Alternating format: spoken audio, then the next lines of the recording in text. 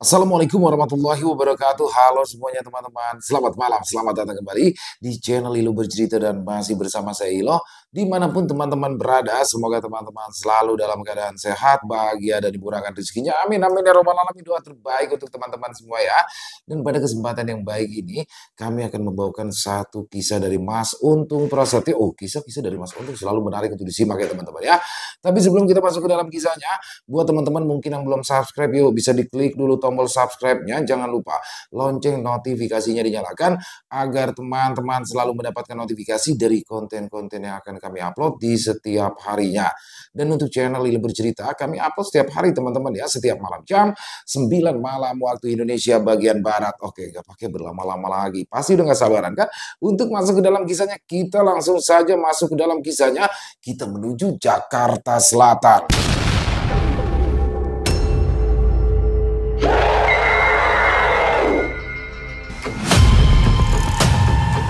Guna-guna dari mantan suami.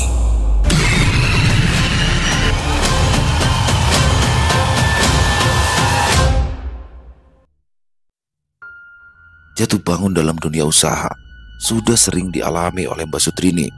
Usaha rumah makan yang dirintisnya benar-benar dari nol pun sempat gulung tikar karena banyaknya kendala yang dihadapi ketika usahanya itu mulai meningkat. Mbak Sutrini yang kala itu hidup bersama anak laki-lakinya yang masih berusia 8 tahun mencoba peruntungan baru. Setelah mendapatkan modal dari hasilnya bekerja selama 1 tahun, janda satu anak itu mulai membuka usaha warung sayur. Namun, sama seperti usaha-usaha sebelumnya, warung sayur yang mulai berjalan dan berkembang itu harus kembali bangkrut setelah bertahan selama 6 bulan. Namun, kegagalan demi kegagalan itu tidak membuat Mbak Sutrini menyerah baginya. Selama masih ada kemauan dan juga usaha, pasti akan ada harapan untuk bangkit kembali. Dengan sisa tabungan yang tidak seberapa, dia mencoba usaha baru dengan berjualan gorengan di depan rumahnya. Awalnya hanya ada sedikit pembeli yang datang, namun Mbak Sutrini tidak patah semangat. Dia terus mencari cara agar dagangannya lebih dikenal orang, selain mulai mencoba berbagai resep baru untuk memastikan gorengannya selalu renyah dan hangat ketika disajikan. Mbak Sutrini juga menambah menu dagangannya. Berkat dari usulan tetangga di sekitaran rumahnya dan juga modal yang dipinjamkan oleh orang itu, Mbak Sutrini pun mulai membuat nasi uduk sebagai menu utama dari dagangannya itu. Walau selalu bergelut dalam kesulitan, namun tidak jarang Mbak Sutrini juga dihampiri oleh orang-orang baik yang ada di sekitarnya. Lambat laun, usahanya mulai menunjukkan hasil. Pelanggan setianya semakin banyak, bahkan ada yang datang dari jauh hanya untuk membeli nasi uduk dan gorengannya. Keuletan dan kerja keras Mbak Sutrini pun mulai membuahkan hasil. Dia pun bisa menyewa tempat kecil di pinggir jalan yang lebih strategis dan menambah variasi dagangannya. Namun, lagi-lagi usaha yang mulai membuahkan hasil itu kembali menemui kendala yang pada akhirnya membuat Mbak Sutrini sadar jika semua usaha yang telah dijalaninya itu selalu dijegal oleh seseorang yang tidak menyukainya.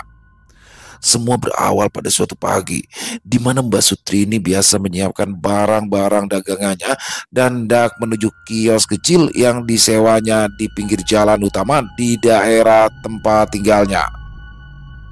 Kala itu, semua nampak normal dan berjalan seperti biasanya, namun kejadian aneh pun mulai dialami ketika tiba-tiba saja baskom yang menjadi wadah nasi uduknya jatuh dari meja dengan sendirinya. Tapi yang lebih membuat Mbak Sutrini ketakutan adalah kemunculan seekor ular hitam yang berdiri tegak dan siap untuk menyemburkan bisa. Jerit ketakutan pun terdengar seketika dari arah dapur rumah Mbak Sutrini, dan hal itu pun mengundang beberapa tetangga terdekatnya datang untuk memastikan keadaannya. Astagfirullahaladzim, lu ngapa Tri? Pagi-pagi udah beberekan aja, tanya Bu Haji Halimah yang langsung masuk ke dalam rumah Mbak Sutrini setelah ia mendengar cerita itu. Ada ular Bu Haji, Ada ular, balas Mbak Sutrini dengan tubuh gemetar dan wajah yang pucat. Ngigo kali lu ya, ular apaan sih? Mana ada, mana mungkin ada ular di lingkungan kita, ujar Bu Haji Halimah sambil coba menenangkan Mbak Sutrini. Ada apaan sih Bu Haji? Pagi-pagi udah pada ribut aja, tanya Bang Dula yang ikut masuk ke rumah Mbak Sutrini bersama Mbak Ayu istrinya. Tuh kata si Trini, ada ular di dapur. Coba dah lu tengokin dulu lah. Masa iya di kota begini ada ular kelayaban pagi-pagi buta begini? Balas Bu Haji Halimah sambil membawa Mbak Sutrini keluar dari dalam dapurnya menuju ke ruang depan rumahnya. Tidak lama kemudian, Bang Dula pun masuk ke dalam dapur dan terus memperhatikan keadaan di sana dengan seksama. Bang Dula mulai mencari keberadaan ular hitam yang dimaksud oleh Bu Haji Halimah tadi, dan benar saja apa yang dikatakan oleh Mbak Sutrini jika di dapurnya itu ada seekor ular kobra hitam yang kepalanya masih tegak berdiri dan siap untuk menyerang. Dah, tuh ular nyeremin banget Bu Haji. Bener deh ya, biar saya panggilin si Yakub, biar dia nangkep ular, ujar Bang Dula yang terlihat bergidik ngeri ketika keluar dari dalam dapur rumah Mbak Sutrini. Dah, jadi beneran tuh ular ada di dapur. Kalau gitu mah kita tunggu di luar aja, Tri. Gue juga takut yang ngesot kemari lagi. Balas Bu Haji Halimah yang perlahan keluar dari dalam rumah sambil diikuti oleh Mbak Sutrini dan juga Mbak Ayu. Tidak butuh waktu lama, Bang Dula kembali ke rumah Mbak Sutrini bersama dengan Yakub, seorang pemuda yang dikenal memiliki keahlian khusus dalam menangani hewan-hewan melata. Yakub datang dengan membawa karung goni dan sebilah tongkat bercabang di ujungnya. Wajahnya tenang, seolah menghadapi ular berbisa adalah hal biasa baginya. Yakub langsung masuk ke dapur tanpa ragu bersama Bang Dula. Dia mengamati si ular kobra yang masih tegak dengan lidah menjulur seakan siap menyerang siapapun yang mendekat. Dengan gerakan perlahan namun penuh percaya diri, Yakub mulai mendekati ular itu. Assalamualaikum, ucapnya lirih, seperti sedang berbicara dengan makhluk tak kasat mata. Waalaikumsalam. Lah, apa gue jawab ya? Sahut Bang Dula sambil menutup mulutnya dengan kedua tangannya.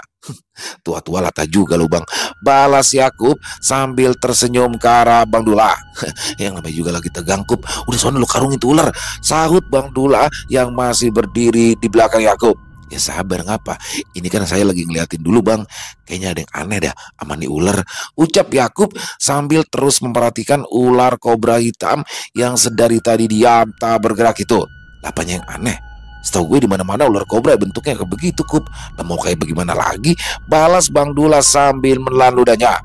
Bukan begitu Bang, tapi rasa-rasanya ini bukan ular biasa, ucap Yakub yang masih terus memperhatikan ular tersebut. Pakai rasa-rasanya, udah buruan lu karungin, ntar dinyerosot kemari kita yang repot, balas Bang Dula yang perlahan mundur dan menjauh dari tempat Yakub berada. Tua-tua penakut banget lu Bang, sini gua kasih tahu. Uset si Yakub, lu mau kasih tahu apaan? Udah jelas-jelas ular itu kelihatan, yang kagak-kagak aja lu, buruan sebelum pemadam kebakaran datang nangkap nih ular, ucap Bang Dula yang mulai merasa kesal dengan apa yang dilakukan oleh Yakub. Ya bukan begitu Bang, ini ular kalau kata saya mah bukan ular beneran, tapi ular jadi-jadian. Nih ya, Abang liatin nih, balas Yakub sambil mulai membaca doa-doa dan menunjuk ke arah ular hitam yang kepalanya masih berdiri tegak dengan lidah yang menjulur keluar. Dan benar saja apa yang dikatakan oleh Yakub kala itu setelah dia membacakan doa-doa sambil jari telunjuknya terus menunjuk ke arah ular hitam tersebut. Tiba-tiba saja ular hitam itu menghilang dengan sendirinya bersamaan dengan asap hitam yang muncul dan membawa aroma bau yang sangat menyengat. Melihat kejadian itu, Bang Dula pun langsung mundur beberapa langkah sambil mengucap istighfar berkali-kali. Wajahnya yang tadinya penuh percaya diri kini berubah menjadi pucat pasti. Astagfirullahaladzim Kup, itu apaan tadi? Kok bisa hilang begitu aja Kup? Serunya dengan suara bergetar. Yakub tetap berdiri tegak, meski raut wajahnya juga menunjukkan sedikit keterkejutan. Dia mengusap tengkuknya sebelum menjawab.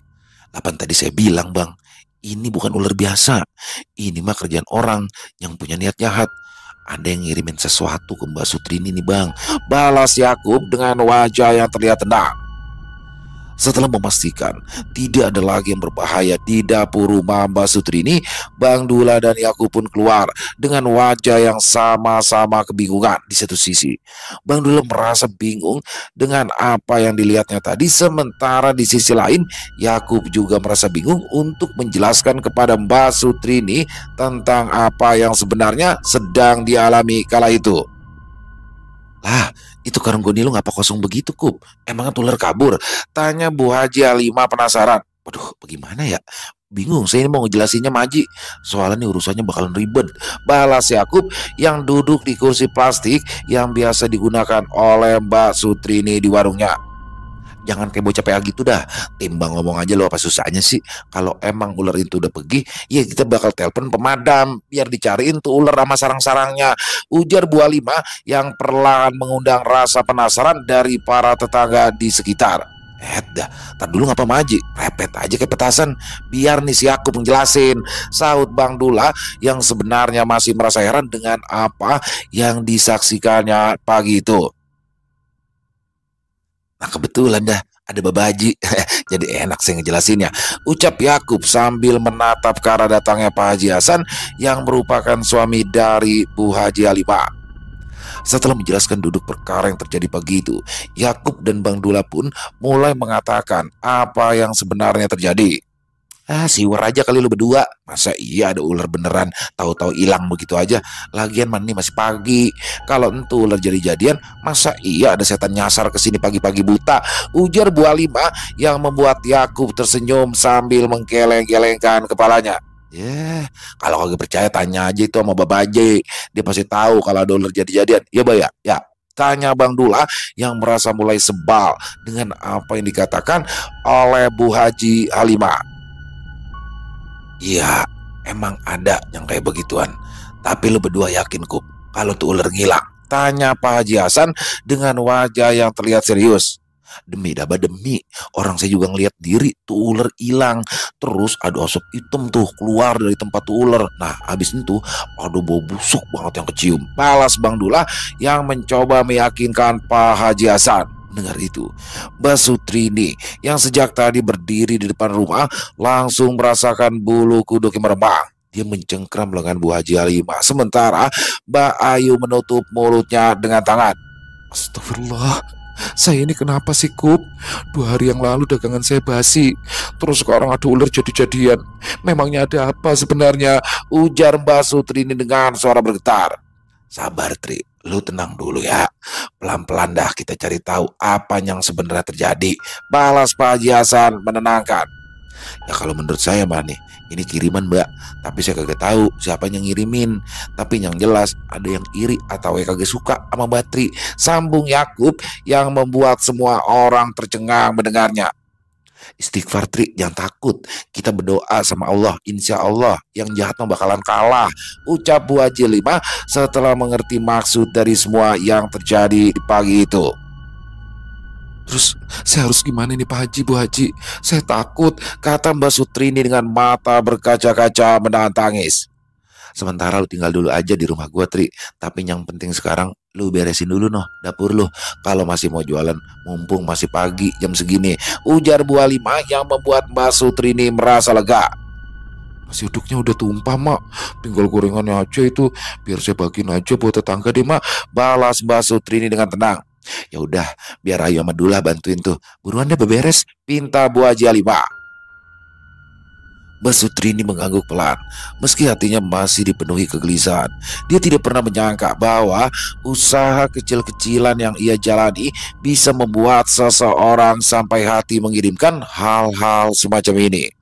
Di sisi lain, Pak Haji Hasan dan Yakub terlihat sedang berbincang, membicarakan kemungkinan-kemungkinan yang terjadi pada Mbak Sutrini kala itu, dan untuk menyudahi gangguan yang sepertinya telah lama dialami oleh Mbak Sutrini, Pak Haji Hasan meminta Dula untuk mencari orang yang mengerti akan hal-hal di luar nalar manusia. Kalau begitu nanti malam saya balik lagi dah kemari ya Mbak. Saya mau lihat lebih dalam nih, siapa nih yang main kotor kayak begini, ujar Yakub dengan mantap. Ya kalau emang lu mampu lu tolongin Yakub ya. Ntar soal keperluan lainnya biar gue yang nyediain, balas Pak Haji Hasan tanpa sedikit keraguan. Malam pun tiba. Suasana di sekitar rumah Mbak Sutrini terasa lebih sunyi dari biasanya. Yakub kembali seperti yang dia janjikan. Kali ini dengan membawa beberapa benda seperti seikat daun kelor, botol kecil berisi air yang sudah didoakan, serta segenggam garam kasar. Lo yakin, Kub, kalau lu sanggup bakal nelusurin tuh barang kiriman? Tanya Pak Haji Hasan menegaskan. Insya Allah, Pak, saya yakin. Bismillah. Mudah-mudahan di malam kita bisa tahu apa yang lagi ngeganggu Mbak Trini, balas Yakub dengan penuh keyakinan. Kalau begitu biar dulah yang nemenin lu di dalam deh ya. Gue mau ke rumah Pak Mijan sama Pak Kosim. Ntar lagi gue kemari, balas Pak Haji Hasan, yang membuat Bang Dula menghela nafas karena tahu jika dirinya akan ikut menyaksikan kejadian di luar nalar yang mungkin akan terjadi kembali. Kalau takut mending diam-diam di luar aja, Bang, mumpung belum masuk kita ini, ujar Yakub yang sontak membuat Dula merasa tertantang. Apa lu kata? Gue dikata takut? Jangan katanya model begituan, Kub. Genderuwo segede patung pancoran udah pernah gue hadepin, balas Bang Dula yang malah membuat Yakub tersenyum. Terus ngapain, Bang, itu genderuwo yang segede gitu? Tanya Yakub sambil tersenyum. Ya kagak usah ditanya dah, ya gue tinggal kabur lah. Ngapain amat ngajakin dia ngopi, balas Bang Dula yang membuat Yakub dan Haji Hasan tertawa. Dah, mendingan lu pada masuk dah, biar kagak kemalaman ya. Pokoknya nanti gua kemari lagi sama Pak Mijan, pungkas Pak Haji Hasan. Yakub mengangguk mantap, sementara Bang Dula masih mengumpulkan nyali. Meskipun dia sering membual soal nyalinya, kali ini Bang Dula benar-benar merasa tidak nyaman. Namun karena gengsi tetap harus dijaga, dia pun memberanikan dirinya apalagi di depan Yakub. Setelah Pak Haji Hasan pergi meninggalkan rumah Mbak Sutrini, mereka pun melangkah masuk ke dalam rumah. Suasana di dalam rumah terasa lebih dingin dan sungup, seakan ada sesuatu yang tak kasat mata yang sedang mengawasi mereka. Yakub menyiapkan air doa dan juga daun kelor, sementara Bang Dula berdiri di dekat pintu masuk, matanya mulai waspada mengarah ke segala penjuru rumah itu. Lah duduk, Bang, ngapain berdiri di situ? Udah kayak patung aja lu, ucap Yakub pelan sebelum ia mulai membaca doa-doa yang sudah dihafalnya. Iya, bawel banget lu, udah kayak Maji Alim aja lu, balas Bang Dula kesal sambil terus memandang ke arah sekitar. Setelah Yakub mulai membaca doa, keadaan pun terasa semakin sunyi. Namun tidak lama berselang, hawa mencekam mulai dirasakan oleh Bang Dula. Rasa takut Bang Dula pun mulai dirasakannya ketika lampu di ruangan tempat mereka berada mulai berkedip-kedip, seperti ada sesuatu yang mulai terganggu dengan kehadiran mereka. Merasakan hawa yang mencekam, Bang Dula pun spontan merapatkan tubuhnya ke tembok sambil tangannya mengepal. Lah, ini lampu ngapa ya? Udah kayak lampu disco aja, kagak mau mati beneran kan? Gumam Bang Dula yang mulai merasa gelisah. Yakub yang sedari tadi terus berdoa tetap fokus melanjutkan doa-doanya, walau celetukan-celetukan dari Bang Dula hampir membuatnya tertawa. Setelah menyelesaikan doa-doanya, Yakub mulai berdiri dan berjalan sambil menyebarkan garam kasar di sudut-sudut rumah. Namun saat dia hendak melemparkan garam ke pojok dapur, tiba-tiba saja terdengar suara seperti geraman kasar disertai hembusan angin dingin yang keluar dari arah tempat kompor berada. Itu suara apa nih, Yakub ya? Wah, agak salah dengar, Pan ya? Bisik Bang Dula yang terus mengikuti langkah Yakub. Walau Bang Dula terus saja bertanya, namun Yakub tidak menjawabnya. Dia justru melangkah lebih dekat ke arah dapur dengan tatapan yang tajam. Dan kemudian tanpa diduga-duga, bayangan hitam bergerak cepat melintas di dekat mereka, diikuti suara tawa lirih yang menyeramkan. Astagfirullahaladzim, itu apaan, Kub? Itu siapa yang ketawa? Ucap Bang Dula dengan suara gemetar. Ya Allah, mau nolongin orang, apa jadi gue yang ketakutan kayak gini ya? Kub, udah yuk, kita keluar dulu yuk, imbu Bang Dula lagi. Yakub tetap diam, matanya terus menelusuri setiap sudut dapur dan mencari tempat di mana suara itu berasal. Perlahan ia mengangkat botol kecil berisikan air doa, lalu mencelupkan jari telunjuknya ke dalam, dan dengan tenang dia mulai membaca doa-doa lagi. Tapi kali ini suaranya sedikit lebih keras. Begitu membaca doa-doa dengan suara yang lantang, tiba-tiba saja terdengar suara mengerikan seperti jeritan panjang yang melengking bercampur dengan suara mendesis tajam. Lampu ruangan yang tadi berkedip langsung mati total, membuat suasana semakin mencekam. Astagfirullahaladzim, ini modal nggak bener, Kup. Gue cabut aja kali ya, seru Bang Dula yang tubuhnya sudah penuh keringat dingin. Yakub tetap tidak bergerak dari tempatnya. Dia justru semakin yakin bahwa sesuatu sedang bersembunyi di sana. Dia menggenggam erat seikat daun kelor, lalu kembali memercikan air doa sambil mengarahkan telunjuknya ke sudut dapur.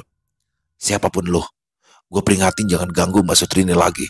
Sekarang pergi dengan tenang, atau gue bakar lo di sini, seru Yakub dengan lantang. Setelah mengatakan itu, tiba-tiba saja lampu dapur kembali menyala dan dari sudut dapur muncul sesosok bayangan besar yang samar-samar terlihat bersama asap putih yang tak dari mana datangnya. Setelah itu, sepasang mata merah menyala mulai terlihat dengan jelas, namun tubuh dari makhluk itu tampak seperti kabut hitam yang menggumpal.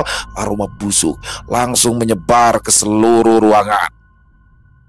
Yakub tanpa ragu melemparkan segenggam garam kasar ke arah bayangan sosok makhluk gaib tersebut. Begitu garam itu menyentuhnya, bayangan itu langsung mengejang dan kembali menjerit keras. Rumah Mbak Sutrini pun terasa bergetar sesaat lalu. Bayangan itu perlahan memudar, menghilang bersamaan dengan asap yang menyebar di udara. Kup, udah kelar belum Yakub? Bisik Bang Dula dengan tubuh gemetar. Alhamdulillah udah Bang. Tapi kayaknya ini baru awal aja sih. Karena saya mah yakin orang yang kagak suka sama Mbak Sutrini bakalan ngirimin guna-guna lagi. Tapi yang jelas dia udah kagak bisa sembarangan datang lagi, balas Yakub yang terlihat tetap tenang dalam kondisi mencekam itu. Alhamdulillah Yakub, sekarang berarti kita bisa keluar ya. Kita keluar nyok, gue udah gemeteran banget ini, balas Bang Dula yang membuat Yakub tersenyum. Orang laki penakut banget lu Bang. Bang, ntar pakai daster Mbak Ayu aja ya, sahut Yakub sambil berjalan keluar rumah Mbak Sutri. Lu kalau ngomong kagak disaring banget sih lu, dasar pawang demit lu, celetuk Bang Dula yang berjalan dengan langkah cepat. Tapi ngomong-ngomong, jangan lu ceritain soal tadi ya. Lah bisa jatuh wibawa gue di depan bapak-bapak. Lah apalagi kalau sampai Haji Hasan tahu, bisa-bisa habis gue dikecengin. Imbu Bang Dula yang disambut senyum ledekan dari Yakub. Begitu mereka keluar dari rumah, udara malam terasa lebih ringan. Seakan-akan sesuatu yang berat baru saja diangkat dari tempat itu. Pak Haji Hasan, Pak Mijan, dan Pak Kosim yang sedari tadi sudah menunggu di depan rumah langsung menghampiri dan menanyakan apa yang tadi mereka alami sewaktu di dalam rumah. Beneran ada yang ngerjain si Trini, Kup? Tanya Pak Haji Hasan dengan wajah penasaran. Iya Pak, tapi alhamdulillah udah bisa saya bersihin. Tapi saya rasa mah ini belum kelar. Kemungkinan besar yang ngirim ini bakalan kagak berhenti sampai di sini aja, balas Yakub menjelaskan. Emangnya kagak bisa lu tuntasin sekalian apa Kup? Tanya Pak Haji Hasan. Kayaknya berat ya Pak. Ya tapi kita lihat aja nantinya bagaimana, balas yang Yakub merasa jika orang yang mengirimkan guna-guna itu adalah seseorang yang memiliki kesaktian tinggi. Nah, kalau gitu, biar bisa tuntas bagaimana kalau Pak Mijan ikut ngebantu nanganin ini masalah Kup? Wah kasihan Pak Sutrini, lah dia punya usaha bangkrut mulu, mana anaknya udah sekolah lagi. Balas Pak Haji Hasan meminta pendapat Yakub. Kalau saya mau oke aja Mbak, malahan semakin banyak yang ngebantu semakin bagus, biar cepet juga kelar urusannya Mbak Trini, balas Yakub dengan mantap. Lah, lu ngapa dulu lah? Muka lu ngapa pucat bener kayak orang amnesia? Tanya Pak Haji Hasan yang membuat Bang Dula terkejut. Anemia kali Mbak, amnesia mah lupa ingetan. Gila dong saya kalau lupa ingetan, sahut Bang Dula dengan wajah yang kesal. Makanya kalau takut lu bilang. Baru denger suara serem aja muka lu udah pucat begitu, balas Pak Haji Hasan yang membuat Dula terdiam dengan wajah yang kesal. Aku sih kagak Mbak, cuma deg-degan aja, berasa kayak nonton bioskop 3 dimensi yang filmnya horor. Lagian saya juga udah biasa sama debat-debat kayak begituan Mbak, udah kagak ada takutnya, ucap Bang Dula yang membuat Yakub tertawa mendengarnya. Tuh gitu saya tinggalin di dapur aja lu Bang waktu lampu mati tadi, celetuk Yakub yang membuat Bang Dula kembali terdiam. Ya udah ya, biar nih perkara cepet kelar. Sekarang biar Pak Mijan ikut ngebantu, ucap Pak Haji Hasan yang membuat semua orang di rumah Mbak Sutrini menganggukkan kepalanya. Pak Mijan yang sedari tadi hanya terdiam, akhirnya angkat bicara. Dia mengatakan semua ini harus dilakukan dengan hati-hati, mengingat apa yang dialami oleh Mbak Sutrini pastinya sudah terjadi sejak lama. Gangguan yang terus-menerus datang bukanlah sesuatu yang sederhana, tapi ada kekuatan besar yang bekerja di baliknya, dan orang yang mengirimkan guna-guna itu pasti memiliki niat jahat yang besar pula. Yakub mendengarkan dengan seksama. Sementara Pak Haji Hasan menghela nafas panjang. Mereka semua menyadari bahwa masalah ini tidak bisa dianggap remeh. Gangguan yang dialami oleh Mbak Sutrini bukan hanya sekedar membuatnya takut atau tidak nyaman, tetapi juga telah mempengaruhi kehidupannya secara nyata. Usahanya selalu gagal, kesehatannya menurun, dan kejadian-kejadian aneh yang selalu terjadi di rumahnya. Walau itu semua tidak pernah dia ceritakan karena tidak ingin merepotkan para tetangganya. Sementara itu Bang Dula yang sejak tadi berusaha mempertahankan wibawanya mulai merasa tidak nyaman. Bayangan tentang kejadian di dalam rumah tadi masih jelas teringat di benaknya. Suara tawa menyeramkan, bayangan hitam, dan hawa dingin yang menusuk hingga ke tulang.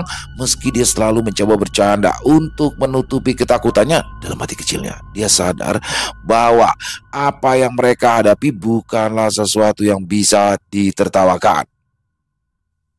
Pamijan kemudian melanjutkan penjelasannya. Menurutnya, jika serangan semacam ini terus terjadi, kemungkinan besar si pengirim memiliki dendam yang mendalam kepada Mbak Sutrini. Bisa jadi ini berkaitan dengan masa lalu, atau ada seseorang yang tidak ingin melihatnya sukses. Jika dibiarkan, serangan ini akan terus berlanjut. Oleh karena itu, langkah pertama yang harus dilakukan adalah menetralisir energi negatif di rumah itu sebelum mencari tahu siapa dalang di balik semua ini. Yakub mengangguk setuju. Dia tahu sekedar mengusir makhluk yang ada di rumah tidaklah cukup selama sumber masalahnya belum ditemukan. Maka gangguan yang menimpa Mbak Sutrini bisa datang lagi kapan saja. Pak Haji Hasan juga mendukung penuh rencana ini. Dia merasa bertanggung jawab sebagai sesepuh kampung untuk memastikan warganya hidup dengan aman dan tentram. Jika ada orang yang menggunakan ilmu hitam untuk mencelakai orang lain, maka hal itu tidak bisa dibiarkan begitu saja. Malam semakin larut, namun pembicaraan mereka terus berlanjut. Mereka sepakat untuk kembali ke rumah Mbak Sutrini esok malam dengan persiapan yang lebih matang. Sementara itu, Bang Dula yang sejak tadi diam akhirnya bisa pasrah. Dia berharap agar besok malam tidak ada kejadian yang lebih menyeramkan dari yang telah ia alami tadi. Saat akhirnya mereka berpisah kembali ke rumah masing-masing, angin malam bertiup pelan. Rumah Mbak Sutrini kini tampak lebih tenang, seakan-akan makhluk yang tadi sempat muncul telah pergi. Namun di sudut gelap yang tidak terlihat, mungkin sesuatu masih mengawasi dan menunggu kesempatan untuk kembali. Keesokan harinya, Mbak Sutrini yang kini merasa takut untuk pulang ke rumahnya sendiri terpaksa harus tinggal di rumah Bu Haji Halimah. Dan hal itu tidak menjadikan keluarga Bu Haji Halimah keberatan. Mereka yang sejak awal menaruh simpati kepada Mbak Sutri yang sudah hampir 3 tahun hidup menjanda itu terus berupaya membantunya untuk dapat lepas dari permasalahan rumit itu. Malam pun tiba. Pak Haji Hasan, Pak Mijan, Pak Yakub, dan Bang Dula serta Pak Kosim sudah berada di depan rumah Mbak Sutrini. Mereka sudah bersiap untuk menuntaskan permasalahan yang berkaitan dengan sosok makhluk gaib tak kasat mata yang terus berusaha mencelakai Mbak Sutrini. Setelah memastikan semua persiapan selesai, Yakub memberikan isyarat kepada yang lain. Dengan langkah mantap, mereka mulai memasuki rumah yang sudah seharian dibiarkan kosong. Begitu pintu terbuka, hawa dingin langsung menyergap mereka. Lebih dingin dari udara malam di luar, aroma anyir samar-samar tercium, menciptakan suasana yang semakin mencekam. Pamijan mulai membaca doa-doa perlindungan, diikuti oleh Yakub yang memercikan doa ke setiap sudut ruangan. Sementara itu Bang Dula tetap berada dekat pintu, matanya bergerak ke segala arah, terus waspada terhadap kemungkinan munculnya sesuatu yang tak kasat mata. Saat mereka mencapai ruang tengah, tiba-tiba terdengar suara berderit dari lantai kayu, seolah ada seseorang yang berjalan di sekitar mereka. Lampu yang tadi dinyalakan mulai berkelap-kelip, lalu padam seketika. Rumah itu kembali diselimuti kegelapan. Pamijan yang berada di bagian paling depan tetap terlihat tenang, entah karena tahu jika ada sesuatu yang mulai menyerang. Dia kemudian mengeluarkan bila, sebuah benda yang terlihat seperti sebuah kujang, lalu mulai membaca doa dengan lebih lantang. Tiba-tiba, suara tawa lirih terdengar dari arah dapur, semakin lama semakin jelas, dan beberapa detik kemudian berubah menjadi suara mengerikan yang seakan mengejek keberadaan mereka. Bersama dengan itu, angin dingin berhembus kencang, membuat pintu dan jendela bergetar hebat. Bang Dula, yang sejak tadi menahan diri, akhirnya melangkah mundur dengan wajah pucat, tangannya mencengkram lengan Pak Kosim, berharap mendapat keberanian tambahan. Dari dalam kegelapan, perlahan muncul bayangan hitam. Tubuhnya tampak seperti kabut pekat yang terus berputar, mengeluarkan aroma busuk yang menusuk hidung. Pamijan segera melangkah maju, mengangkat benda pusaka yang ada di tangannya dan mengarahkan ke makhluk tersebut. Seketika itu juga, rumah mulai bergetar hebat, seakan ada kekuatan besar yang sedang dipaksa keluar. Bayangan hitam itu mulai menggeliat, bentuknya berubah-ubah sebelum akhirnya merangkak seperti asap yang tersapu angin. Pamijan terus melanjutkan doanya hingga suasana perlahan mulai mereda. Lampu yang tadinya padam kini kembali menyala. Meski redup, hawa dingin yang menyesakan pun perlahan menghilang, tergantikan oleh udara yang lebih ringan. Setelah itu, Yakub menyusul, mulai memercikan air doa ke seluruh bagian rumah yang membuat suasana terlihat sangat berbeda dari sebelumnya. Yakub menarik nafas panjang, sementara Pak Haji Hasan mengucap syukur dalam hati. Pak Kosim menepuk pundak Bang Dula yang terlihat masih tegang, seakan memastikan bahwa semuanya sudah berakhir. Namun Pamijan tahu ini belum selesai sepenuhnya. Ia menatap Yakub, memberi isyarat bahwa mereka harus mencari tahu siapa dalang di balik semua ini. Jika tidak, ancaman serupa bisa kembali datang kapan saja. Kalau boleh, saya mau nyari tahu siapa yang mengirimkan guna-guna itu ke rumah ini, Pak Haji, ujar Pamijan yang tentunya disambut baik oleh Pak Haji Hasan. Saya minta waktu sebentar di dalam sini, imbu Pamijan yang langsung disetujui. Setelah itu, mereka semua keluar rumah untuk memberikan waktu kepada Pamijan. Malam semakin larut, suasana di sekitar rumah Mbak Sutri terasa lebih tenang. Meskipun hawa misterius masih menyelimuti, Yakub dan Pak Haji Hasan berdiri di dekat pintu membicarakan kejadian tadi, sementara Bang Dula duduk di tangga teras menggoyang-goyangkan kaki dengan gelisah. Pamijan yang masih berada di dalam rumah mulai melakukan ritualnya. Ia duduk bersila di tengah ruangan, menutup mata dan menarik nafas dalam-dalam. Tangannya menggenggam benda yang ternyata adalah sebuah kujang yang menjadi benda pusakanya.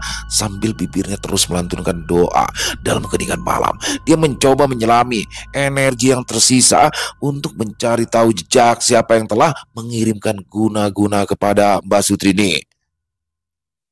Tak lama kemudian, sesuatu mulai terasa dingin kembali menyusup ke dalam. Bukan seperti sebelumnya, tetapi lebih seperti sisa-sisa energi negatif yang masih bertahan. Pamijan tetap diam, meresapi setiap getaran yang muncul. Lalu perlahan, bayangan samar mulai muncul. Sosok seseorang dengan wajah tertutup kain hitam berdiri di sebuah tempat yang tampak seperti bagian belakang rumah Mbak Sutri ini, sambil menaburkan sesuatu pada bagian tanah yang terlihat tidak rata seperti bagian tanah lainnya. Pamijan membuka matanya, nafasnya sedikit berat. Dia kini memiliki petunjuk meskipun belum jelas siapa pelaku sebenarnya. Dengan hati-hati, dia bangkit dan berjalan keluar. "Bagaimana, Pak?" tanya Yakub yang penuh rasa ingin tahu. "Saya sudah dapat sedikit gambaran dari orang itu, Kub. Ada orang yang mengirimkan guna-guna ini, bukan orang jauh. Dia sangat mengenal Sutrini dan sepertinya sudah lama menyimpan dendam." "Lah terus, siapa yang kira-kira ngelakuin ini semua, ha?" tanya Pak Haji Hasan dengan wajah yang terlihat kesal. "Belum bisa saya pastikan, Pak Haji. Tapi saya lihat Ada ritual yang dia lakukan di belakang rumah ini. Kalau kita bisa, kita harus cari benda yang dikubur itu. Dan melalui benda itulah kita bisa tahu siapa yang mengirimkan guna-guna ini. Balas Pamijan menjelaskan. Ya udah kalau begitu, mumpung sepi, ayo udah kita cari. Balas Pak Haji Hasan. Dulah, tolong dicari alat bakal ngegali biar tuntas sekalian ini perkara. Imbu Haji Hasan yang langsung disambut anggukan dari Bang Dula.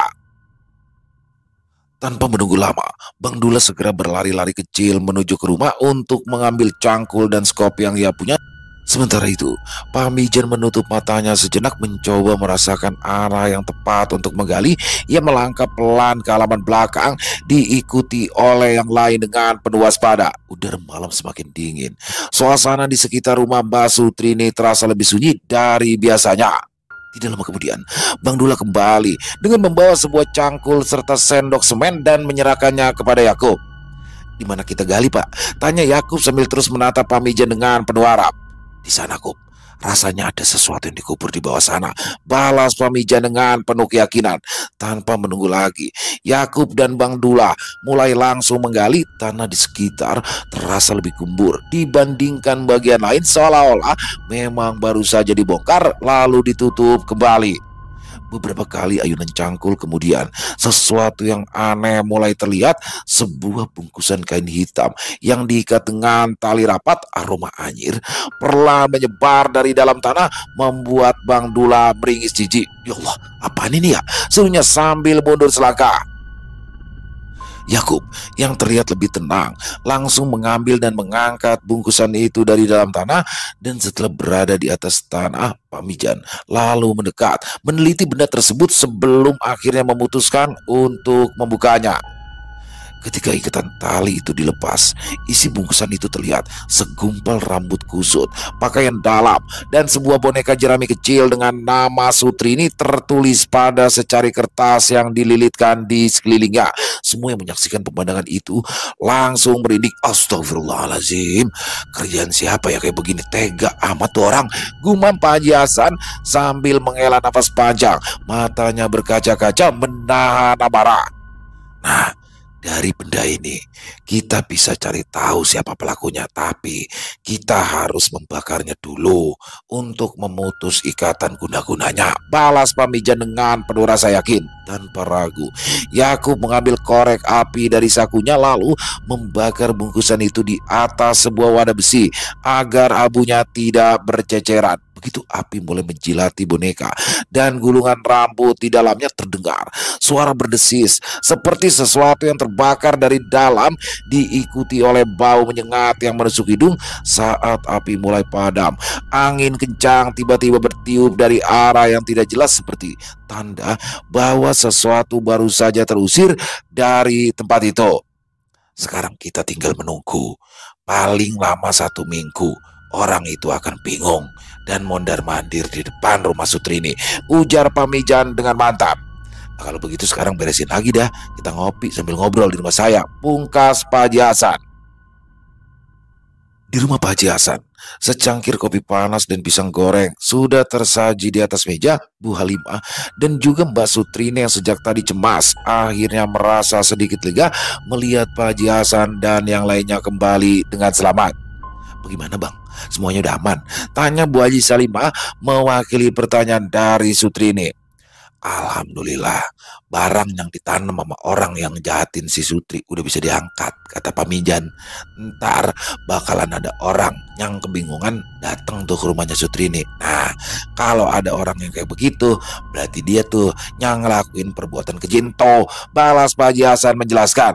"Oh, jadi beneran Bang, si Sutri kena guna-guna?" tanya Bu Halimah. "Ya bener lah, itu saksinya," balas Pak Haji Hasan sambil menuju ke arah Yakub, Bang Dula, Pamijan, dan juga Pak Kosim. Keesokan harinya, setelah memastikan jika rumah Mbak Sutrini dalam keadaan aman, Pak Haji Hasan pun meminta kepada Sutrini untuk kembali ke rumahnya. Dan singkatnya, setelah 3 hari berlalu, datanglah mantan suami dari Mbak Sutrini yang terlihat kebingungan. Lelaki bernama Burhan itu awalnya terus mondar-mandir di depan rumah mantan istrinya hingga beberapa kali. Dan setelah itu, dia terlihat berdiri menatap ke arah rumah Mbak Sutrini dengan wajah yang terlihat cemas. Dari dalam rumah, Mbak Sutrini mengintip dengan hati berdebar. Dia merasa ada yang aneh dengan kedatangan Burhan karena sudah lama lelaki itu tak terdengar kabarnya setelah mereka berdua bercerai. Dan kini dia muncul dengan wajah gelisah, mondar-mandir seperti orang kebingungan. Pak Haji Hasan yang sejak awal sudah diberitahu oleh Pak Mijan tentang kemungkinan kemunculan pelaku terus memperhatikan Burhan dengan seksama. Dia melangkah keluar dan berdiri di depan pintu pagar sambil menyilangkan tangan di dada. "Woi Burhan, mau ngapain lo kemari? Hah?" Tanya Pak Haji Hasan dengan nada yang tegas. Mendengar hal itu, Burhan pun terkejut. Dia seperti baru tersadar dari lamunannya dan langsung menoleh ke arah Pak Haji, lalu kembali memandang rumah Mbak Sutrini dan kembali menunduk seperti orang yang bingung hendak mengatakan sesuatu. Saya cuma numpang lewat, Pak Haji," jawab Burhan dengan gugup. "Tapi dari tadi gue perhatiin lu cuma mondar-mandir aja di mari. Bukan cuma sekali, tapi berkali-kali. Kalau emang lo ada urusan, bilang aja terus terang, Burhan," balas Pak Haji Hasan dengan tatapan tajam. "Gak ada apa-apa, Pak Haji. Saya cuma saya cuma mau lihat anak saya aja," ucap Burhan dengan suara lirih. "Sini lu, Bur. Gue mau ngomong sama lu.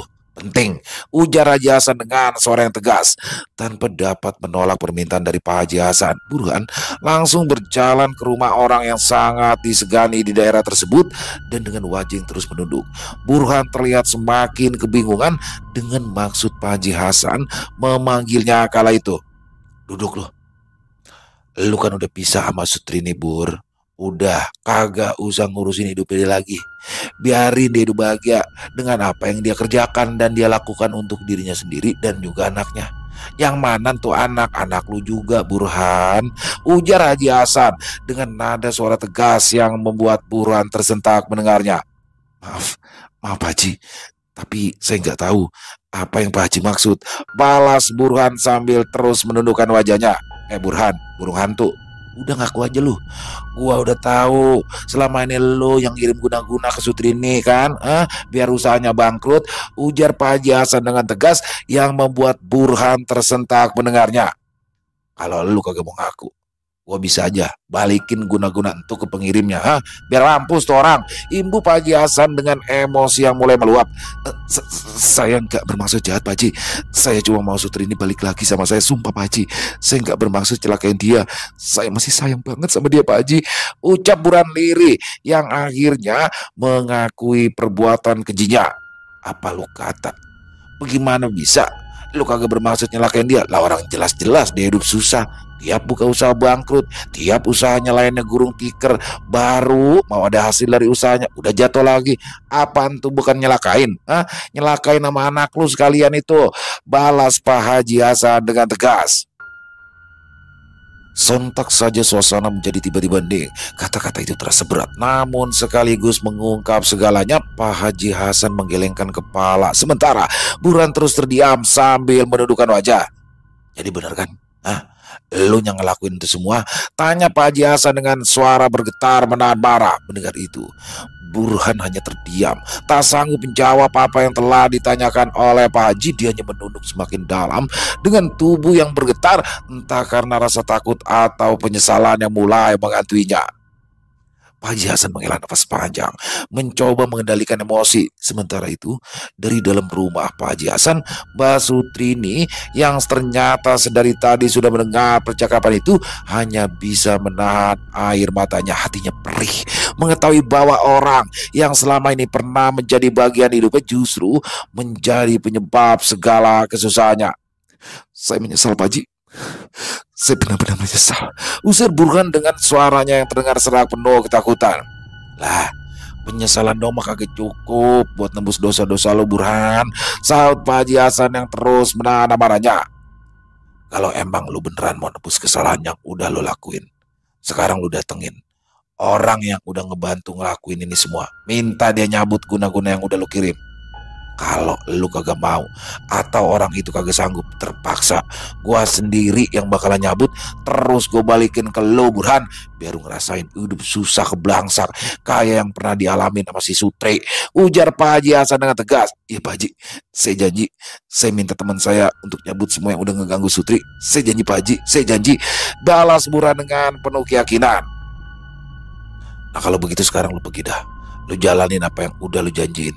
Gua tunggu hasilnya. Dan ingat Burhan, yang jadi tamengnya Sutri bukan cuma gua, tapi banyak orang yang sayang sama dia, yang rela ngebantu dia, tulus kagak pakai embel-embel. Ucap aja Hasan, kalau sampai lu bohong, gua bikin hidup lu ngeblangsak. Ingat itu Burhan. Ibu Pak Haji Hasan dengan tegas. Mendengar itu, Burhan pun segera berpamitan dan pergi meninggalkan rumah Pak Haji Hasan. Tak lama kemudian, Bu Haji Halimah serta Mbak Sutri, Ayu, dan juga Bang Dula datang menghampiri Pak Haji Hasan yang masih duduk di kursi kayu di teras rumahnya. Bisa banget aktingnya, abang udah kayak bintang sinetron, ujar Bu Haji Halimah yang membuat Pak Haji Hasan tersenyum. Lagu-laguan mau balikin guna-guna. Orang lihat ular aja juga kagak. Aturan mas saya tuh yang kudunya ngomong begitu sama si Burhan. Timpal Bang Dula yang lagi-lagi membuat senyum di wajah Pak Haji Hasan mengembang. Yang penting kan gue bisa ngasih dia paham dulu lah. Biar kata gue kagak ngerti perkara guna-guna atau hal-hal gaib. Yang penting kan gertakannya mantap. Lo kagak lihat tuh si Burhan, burung hantu sampai gemeter. Untung aja dia kagak ngompol. Balas Pak Haji Hasan yang membuat semua orang tertawa. Setelah kejadian hari itu, perlahan-lahan kehidupan Mbak Sutri ini mulai membaik. Usahanya mulai berkembang dengan pesat. Dan kini dia dibantu oleh Mbak Ayu dan juga Bang Dula terus berjualan nasi uduk yang buka pada pagi dan malam hari. Selesai. Wow, luar biasa Mbak Sutri ini. Waduh, si Burhan ngeselin banget. Mantan suaminya Burhan tuh ya katanya. Tapi ini rasanya kayak ini ya, jadinya kayak Bang Pian ya. Dan memang di sini bagaimana Mbak Sutri ini seorang janda beranak satu yang mana dia harus bekerja mencari uang untuk menghidupi keluarganya, untuk dia dan anaknya ya, membesarkan anaknya sendirian. Tapi di sini ternyata usahanya gagal lagi dan kesehatannya juga memburuk. Ternyata itu adalah kiriman guna-guna dari suaminya yang menurut pengakuan suami yang bernama Burhan itu bahwasanya dia masih mencintai Mbak Sutri ini dan ingin rujuk kembali, tapi Mbak Sutri ini nggak mau nih, dan sehingga dia mengirimkan guna-guna itu. Beruntungnya Mbak Sutri ini dikelilingi oleh orang-orang yang baik seperti Mbak Haji Hasan, Yakub, Bang Dula, sama Haji Halimah. Alhamdulillah. Jadi orang-orang di sekeliling orang baik, dan saya sangat meyakini bahwasanya orang baik akan dipertemukan juga dengan orang baik. Dan luar biasa sekali kisahnya. Dan buat Mas Untung Prasetyo, terima kasih atas kisah kirimannya. Ditunggu lagi kisah kiriman selanjutnya, dan semoga kisah barusan bisa menghibur teman-teman semua ya, para pecinta penikmat horor misteri, lebih khususnya lagi kepada para subscriber dari channel Ilo Bercerita. Dan semoga ada hikmah baik yang bisa kita ambil dalam kisah barusan ya, dibuang saja yang buruk-buruknya. Dan silakan buat teman-teman mungkin yang punya komentar lain, yang mungkin punya pendapat lain, bisa menuliskan di dalam kolom komentar ataupun hanya sekedar saling menyapa. Insya Allah kami akan menjawab satu persatu. Buat teman-teman yang suka dengan videonya, bisa diklik tombol like, tombol jempolnya, boleh juga dibantu di share ya link videonya ini ke teman-teman yang lain agar juga ikut merasa terhibur. Dan buat teman-teman yang belum subscribe, yuk diklik dulu tombol subscribe, jangan lupa lonceng notifikasinya dinyalakan agar teman-teman selalu mendapatkan notifikasi dari konten-konten yang akan kami upload di setiap harinya. Kami juga ingin mengucapkan terima kasih ya kepada seluruh teman-teman yang sudah selalu setia hadir, yang sudah selalu mendukung kami, karena teman-teman kami selalu bersemangat berkarya di setiap harinya. Oh ya, buat teman-teman mungkin yang punya kisah horor misteri ya, ini yang dari kisah nyata yang berdasarkan pengalaman pribadi, apabila mungkin berkenan untuk dibawakan di channel kami, silakan bisa mengirimkannya ke nomor telepon kami yang ada di sini, bebas ya. Kirimannya boleh dalam bentuk tulisan, boleh dalam bentuk rekaman suara, senyamannya teman-teman aja. Buat teman-teman yang sudah mengirimkan kisah, kami ucapkan terima kasih. Di akhir kata saya Ilo mengucapkan permohonan maaf apabila mungkin dalam pembawaan kisahnya barusan ada kata-kata saya yang salah ataupun ada kata-kata saya mungkin yang kurang berkenan. Saya mohon dibukakan pintu maaf yang seluas-luasnya. Sampai berjumpa lagi di konten-konten kami selanjutnya yang pasti tidak kalah serunya, yang pasti tidak kalah horornya. Masih bersama saya Ilo di channel Ilo Bercerita. Salam sehat, sukses selalu untuk kita semua. Wassalamualaikum warahmatullahi wabarakatuh.